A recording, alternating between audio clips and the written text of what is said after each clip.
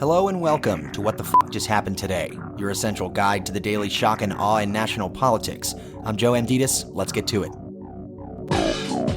It's Monday, November 21st, 2022. Welcome to day 671. A gunman killed 5 people and injured 18 others at an LGBTQ nightclub in Colorado Springs on the eve of Transgender Day Remembrance, which occurs annually on November 20th to honor victims of anti-trans violence. Anderson Lee Aldrich faces 5 charges of murder and 5 charges of committing a bias-motivated crime causing bodily injury. Colorado Springs Mayor John Suthers says the shooting has, quote, the trappings, end quote, of a hate crime. A year and a half before he was arrested, Aldrich allegedly threatened his mother with a homemade bomb. Despite the incident forcing neighbors to evacuate while the bomb squad and crisis negotiators talked him into surrendering, there is no record of anyone trying to trigger Colorado's red flag law, which would have allowed the seizure of Aldrich's weapons and ammo. 57% of Americans, meanwhile, say they want stricter gun laws, down from 66% in June.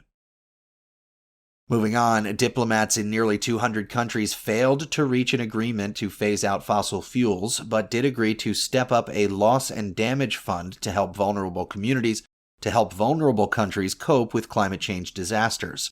The meeting, known as COP27, ended with an agreement that reaffirmed the goal of keeping global warming to 1.5 degrees Celsius above pre-industrial levels, but did not address the root cause of the climate crisis, greenhouse gas emissions. More than 80 other countries wanted language that would have called for a phase-down of all fossil fuels, which would have gone beyond the deal made in Glasgow that called for a phase-down of coal only.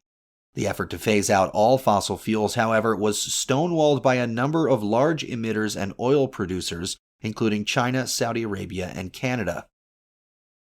Back in the United States, Attorney General Merrick Garland appointed a special counsel to oversee 2 Justice Department criminal investigations into Trump.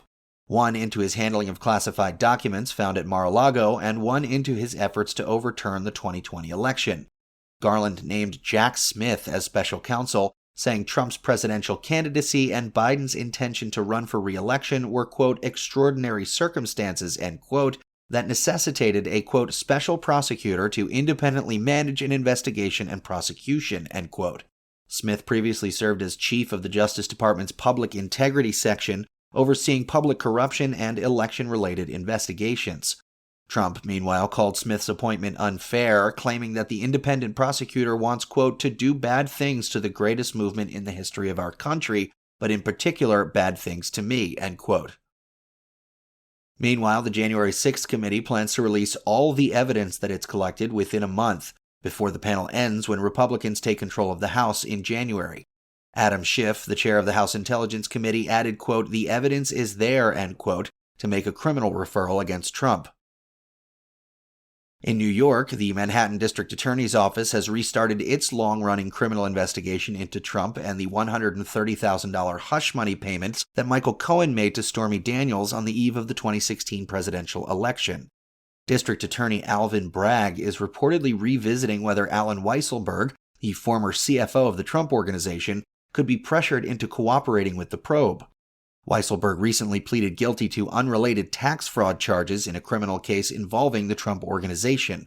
Those charges are related to insurance fraud and are unrelated to the hush money payment. And finally, Elon Musk reinstated Trump's Twitter account after posting a poll asking the platform's users, bots, and fake accounts if the former president's permanent ban for inciting the January 6th insurrection at the Capitol should be reversed.